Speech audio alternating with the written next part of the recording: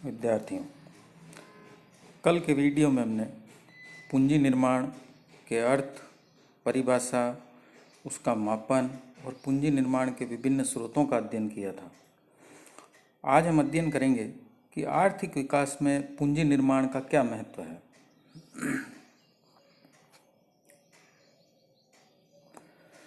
पूंजी उत्पादन प्रक्रिया में एक मनुष्य निर्मित साधन है। इसकी पूर्ति को मानव के प्रयासों द्वारा बढ़ाया जा सकता है और इसकी गुणवत्ता में हम सुधार ला सकते हैं। तो इस अर्थ में जो है पूंजी उत्पादन के अन्य साधनों से अलग हो जाती है, जिनकी पूर्ति को आसानी से बदला जाना संभव नहीं होता है। जब पूंजी निर्माण की एक उच्च दर है ना, एक हाई रेट को प्राप्त किया जाता है, तब पूंजी वस्तुओं के स्टॉक तथा मशीन, यंत्र व उपकरण, संयंत्र इत्यादि के स्टॉक में वृद्धि होती है। इससे अर्थव्यवस्था अधिक उत्पादन करने में समर्थ होती है। इससे हमारी राष्ट्रीय आय बढ़ती है और रोजगार बढ़ता है। कैरन क्रॉस एक अर्थशास्त्री हुए हैं। उन्होंने अपने अध्ययन the place of capital in economic progress एक अध्ययन लिखा था, जिसमें आर्थिक विकास में पूंजी का योगदान अतिरिक्त पूंजी परिसंपत्तियों के सृजन तक ही सीमित नहीं है। उन्होंने बताया कि सिर्फ अतिरिक्त पूंजी परिसंपत्तियों के सृजन तक ही पूंजी निर्माण या पूंजी का योगदान सीमित नहीं है। तो उसमें बताया कि यह जो है अलग अलग प्रक्रियाओं के द्वारा होती है। तो जो इसकी जो पहली प्रक्रिया है, उनका कहना था कि पूंजी की अधिकता उत्पादन की नवीनतम विधियों को प्रस्तावित करती है। इससे उत्पादन बढ़ता है तथा उत्पादन की लागतों में कमी आती है, क्योंकि जब नई तकनीक या नई मशीन आती है तो उससे नई विधियां प्रस्तावित होती है। अब नई तकनीक आने से उत्पादन बढ़ता है और उत्पादन बढ़ने के कारण लागतों में कमी आती है। दूसरा, फिर उन्होंने बताया कि पूंजी संचय आर्थिक विस्तार का एक सामान्य लक्षण है। इसके अंतर्गत उत्पादन की संरचना में फैलाव एवं विविधीकरण संभव हो पाता है, यानी विविधीकरण होता है। पूंजी संचय ही आर्थिक विकास का एक सामान्य लक्षण है। अब उनका ऐसा मानना था कि ये जो प्रक्रिया है, दोनों प्रक्रिया, ये किन दशाओं के अंतर्गत संभव बनेगी। तो सबसे पहले उनका मानना था कि औद्योगिकरण बढ़ना चाहिए। जब औद्योगिकरण बढ़ेगा तो नवीनतम विधियों का प्रयोग करने के लिए हमें पूंजी लगानी होगी। दूसरा, फिर उन्होंने बताया कि उद्योगों के मध्य जो संतुलन है उसमें परिवर्तन होना चाहिए, जिससे पूंजी हेतु अतिरिक्त मांग उत्पन्न हो। जो संतुलन है वो संतुलन बदलने चाहिए, जिससे अतिरिक्त पूंजी की मांग उत्पन्न हो जाए। इससे नए निवेश होंगे और नया पूंजी निर्माण होगा। बाजार जो है उसका विस्तार होना चाहिए, क्योंकि जो निरंतर जनसंख्या में वृद्धि हो रही है, तो जनसंख्या में वृद्धि होने के कारण बाजार का विस्तार जरूरी हो जाता है, ताकि वो बढ़ी हुई जनसंख्या की मांग की आपूर्ति कर सके। फिर है कि जो व्यापार की शर्तें हैं वो उस देश के अनुकूल होनी चाहिए। और फिर उन्होंने बताया कि हमें इन जो साधन हमारे पास उपलब्ध है, सिर्फ हमें उन्हीं साधनों पर निर्भर नहीं रहना है, हमें और भी ज़्यादा प्राकृतिक साधनों की खोज करनी होगी, यानी अतिरिक्त प्राकृतिक साधनों की खोज करनी चाहिए। तो तकनीकी प्रगति को संभव बनाने के लिए अतिरिक्त पूंजी की आवश्यकता होती है। तो आर्थिक विकास के जो सिद्धांत हैं उनमें पूंजी के महत्व पर काफ़ी प्रकाश अर्थशास्त्रियों ने डाला है, तथा इसे यानी पूंजी निर्माण को आर्थिक विकास का एक महत्वपूर्ण कारक बताया है। जैसा राग्नर नर्कसे, जिनका हम निर्धनता का दुष्चक्र पढ़ चुके हैं तथा पूंजी की परिभाषा पढ़ चुके हैं, उन्होंने भी बताया है कि अविकसित देशों में निर्धनता के विषम या कुचक्र को पूंजी निर्माण की सहायता से हम खंडित कर सकते हैं या तोड़ सकते हैं। इन देशों में आय के निम्न स्तर के कारण मांग, उत्पादन, आय व विनियोग अल्प होता है। तो जब आय और विनियोग कम मात्रा में होता है तो उत्पादन भी कम मात्रा में हो पाता है, और इस कारण से निर्धनता का दुष्चक्र नहीं टूट पाता है। विकासशील देशों की जो है सबसे बड़ी आवश्यकता है प्रति व्यक्ति पूंजी की मात्रा में होने वाली वृद्धि को बढ़ाना। आर्थर लेविस ने इस बारे में बताया है कि अल्प विकसित देशों में तीव्र आर्थिक विकास तीव्र पूंजी निर्माण द्वारा ही संभव हो सकता है, जिसमें पूंजी के साथ ज्ञान एवं कुशलता को भी शामिल किया जाना चाहिए। तो आर्थ और लेविस जो है वो पूंजी निर्माण को आर्थिक विकास की केंद्रीय समस्या मानते हैं। उनका मानना है कि सबसे प्रमुख जो आर्थिक विकास की समस्या है वो है पूंजी निर्माण। हम पूंजी निर्माण करके ही विकास प्राप्त कर सकते हैं।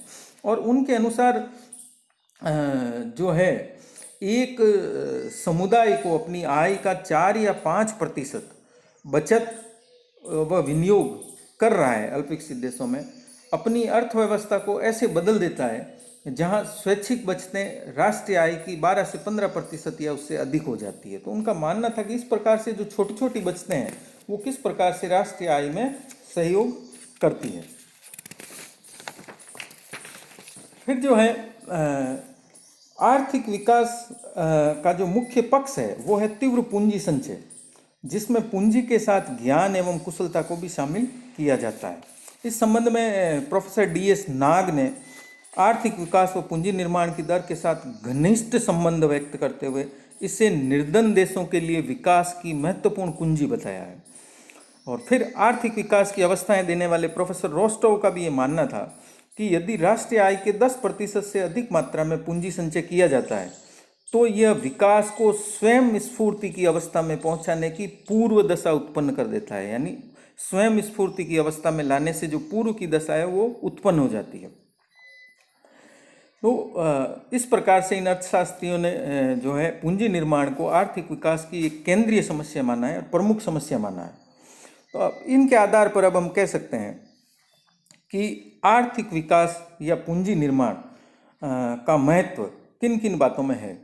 तो पूंजी निर्माण से उत्पादन में वृद्धि होती है ना। यह वृद्धि वर्तमान आय के उस अनुपात पर निर्भर करती है जिसे बचत व विनियोग के रूप में बदला जा रहा है। एक देश में जितना अधिक पूंजी संचय होगा उसकी विनियोग की क्षमता उतनी ही ज़्यादा होगी। तो पूंजी संचय के द्वारा उत्पादन की जो जटिल विधियां हैं उनका प्रयोग करना संभव हो जाता है। उत्पादन में विशिष्टीकरण और बड़े पैमाने पर उत्पादन करना भी संभव होता है। पूंजी का गहन उपयोग अगर हम करें वह पूंजी का विस्तार करें तो वो तभी संभव है जब हमारे पास पूंजी संचय हो। तो पूंजी निर्माण से आर्थिक व सामाजिक जो ऊपरी पूंजी की है वह प्राप्ति होती है, जिससे बाजार की अपूर्णताएं भी दूर होती है। तो पूंजी निर्माण पूंजी की मात्रा में वृद्धि करके पूंजी की गहनता व पूंजी के विस्तार को संभव बनाता है। अब नेक्स्ट हम आते हैं, इसका क्या महत्व है कि पूंजी निर्माण रोजगार के अवसरों में भी वृद्धि करता है। अल्प विकसित देशों में जहाँ जनसंख्या अधिक होती है वहाँ प्रति व्यक्ति उत्पादन की वृद्धि पूंजी श्रम अनुपात की वृद्धि से संभव हो पाती है।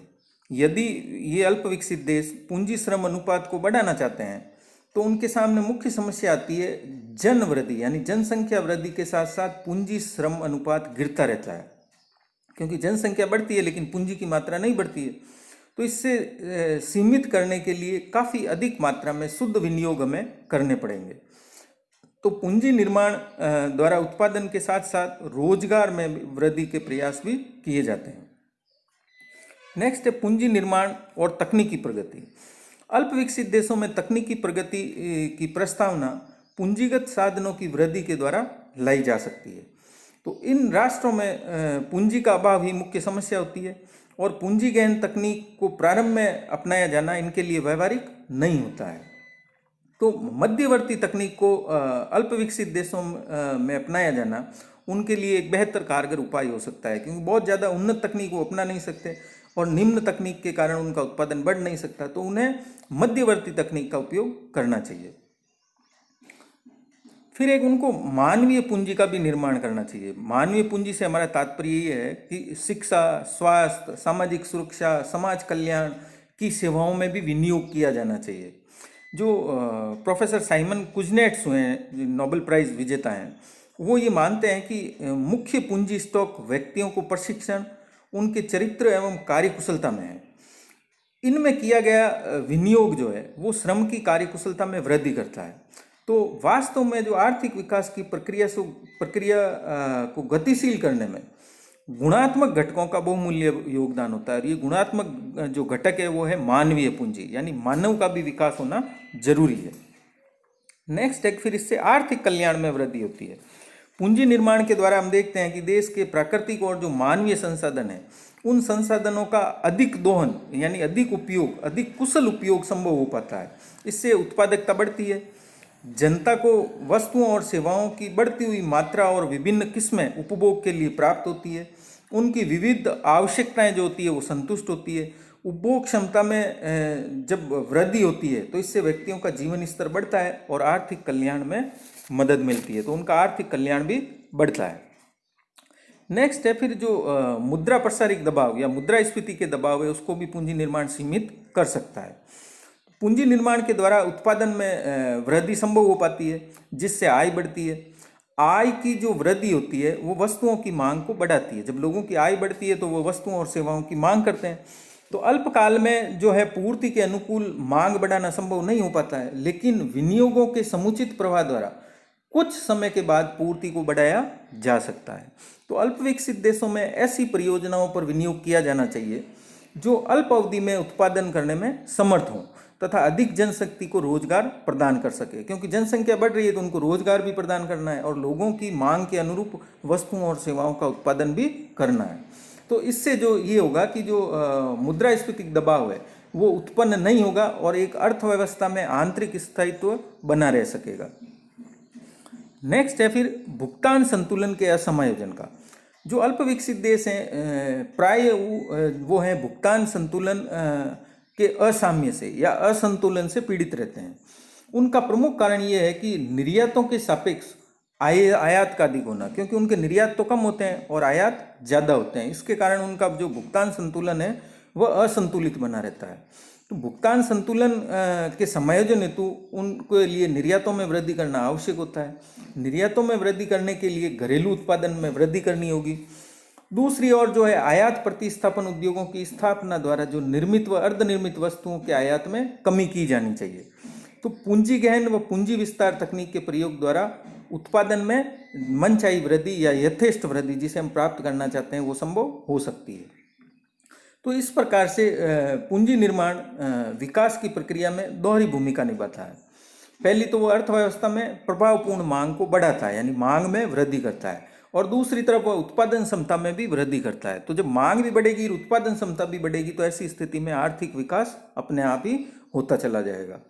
तो इस कारण से जो अर्धविकसित देश हैं उनकी जो जटिल समस्याएं हैं आर्थिक विकास की, उसके निराकरण के लिए जो पूंजी निर्माण है वो सर्वाधिक महत्वपूर्ण स्थान रखता है। तो पूंजी आर्थिक वृद्धि की दरों में उल्लेखनीय वृद्धि तो करता है, परंतु ये विकास का इसे एकमात्र निर्धारक नहीं मान लेना चाहिए। जैसा कि रॉगनर नर्कसे मानते हैं कि आर्थिक विकास का मानवीय संसाधनों, सामाजिक दृष्टिकोण, राजनीतिक दशाओं व ऐतिहासिक घटनाओं के साथ में गहरा संबंध होता है। विकास के लिए पूंजी आवश्यक होती है, परंतु एकमात्र शर्त नहीं है। फिर जैसा कि डी ब्राइट सिंह ने बताया है कि आर्थिक विकास में पूंजी निर्माण की योगदान की जो व्याख्या है करते हुए अन्य घटकों के महत्व को भी हमें नहीं भुलाना चाहिए। तो इस प्रकार से विकासशील देशों के संदर्भ में यह बात अधिक सार्थक हो जाती है, क्योंकि वहाँ उत्पादन के साधनों की जो है वो कमी होती है, विद्यमान साधनों का समुचित उपयोग कर पाने में वो असमर्थ होते हैं, बाजार की अपूर्णताएं होती है, श्रम व उत्पादन के प्रति निराशावादी दृष्टिकोण होता है। तो इन सब को जो है ऐसे में पूंजी के द्वारा विकास की गति को बढ़ाया जाना संभव नहीं होता है।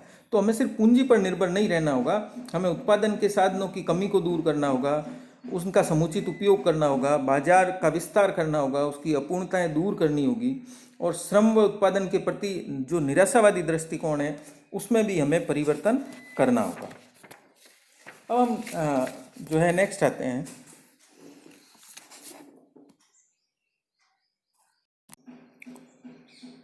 तो इस प्रकार से आज हमने आर्थिक विकास में पूंजी निर्माण के महत्व को स्पष्ट किया है।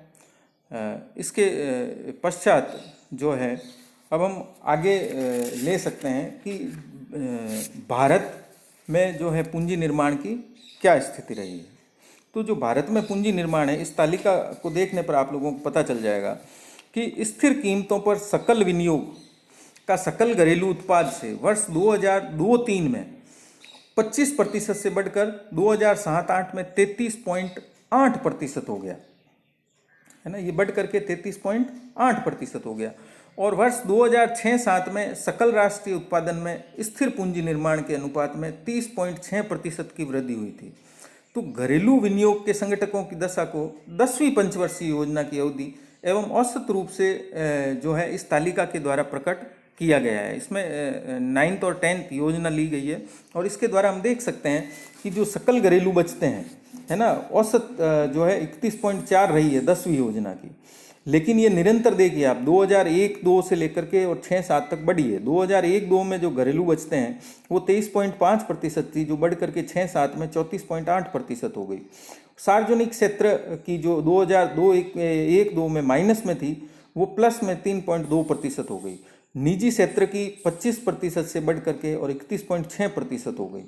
तो इस प्रकार से हमने देखा कि जो घरेलू बचतें हैं भारत में पूंजी निर्माण के लिए वो निरंतर बढ़ रही है और ये एक अच्छी बात है। तो ये जो घरेलू बचतों का बढ़ना, सार्वजनिक क्षेत्र की बचतों का बढ़ना, निजी क्षेत्र की बचतों का बढ़ना, पारिवारिक क्षेत्र की बचतों का बढ़ना, ये सभी बचतें बढ़ना हमें ये जो है बताती है कि किस प्रकार से पूंजी निर्माण में वृद्धि हो रही है।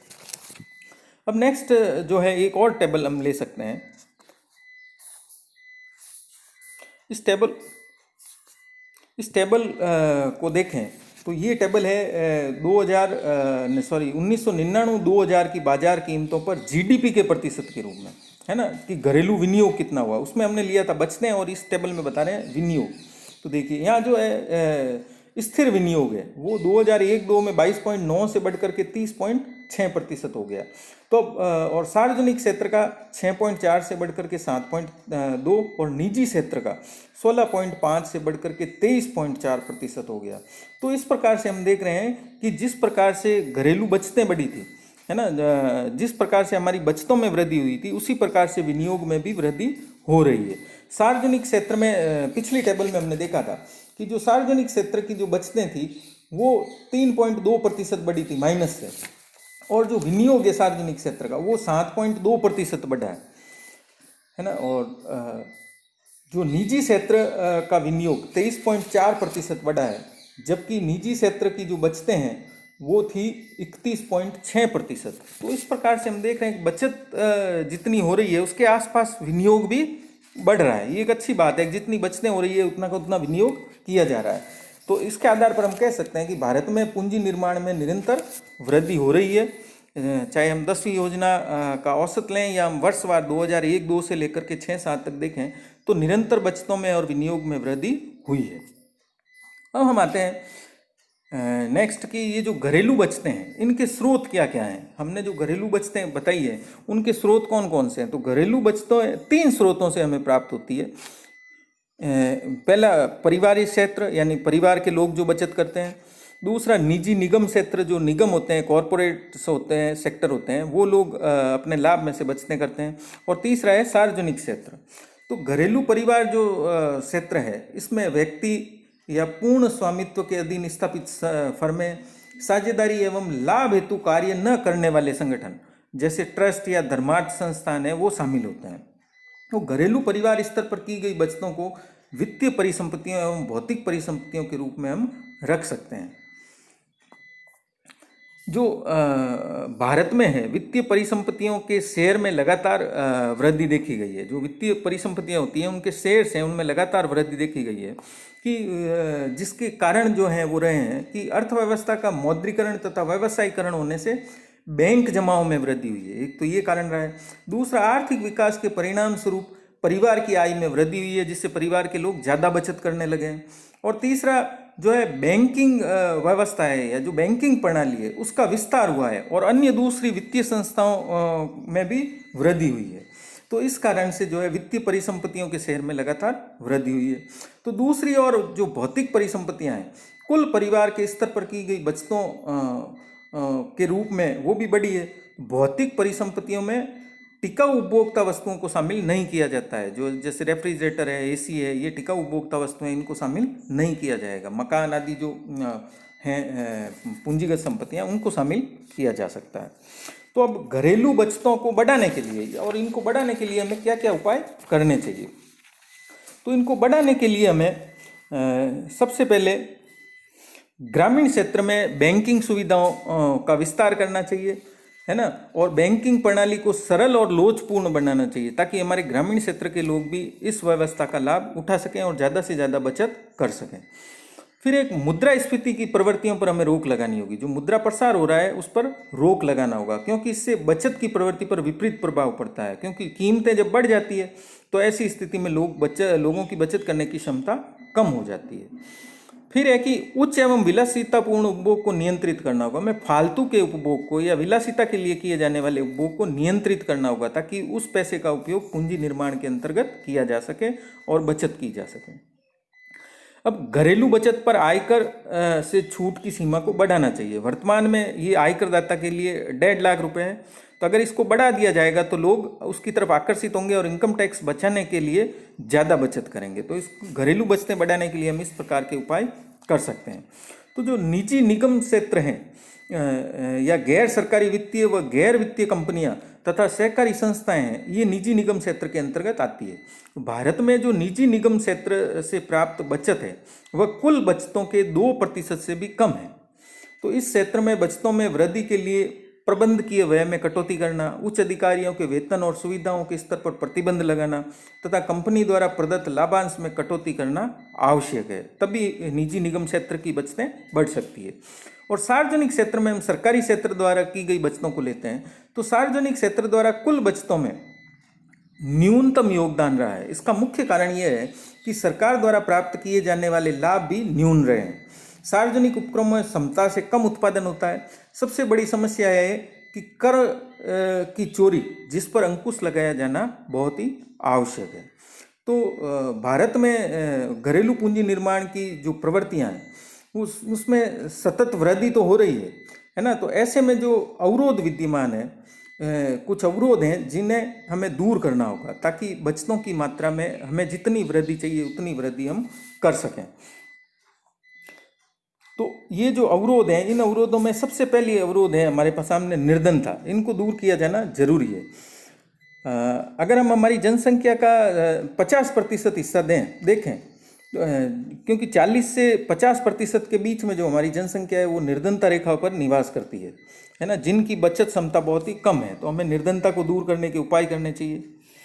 फिर है कि समाज का एक वर्ग ऐसा है जिसकी बचत करने की प्रवृत्ति तो बहुत ज़्यादा है, लेकिन वो विभिन्न धार्मिक और सामाजिक क्रियाकलापों पर काफ़ी अधिक खर्च करते हैं दिखावे के लिए, है ना।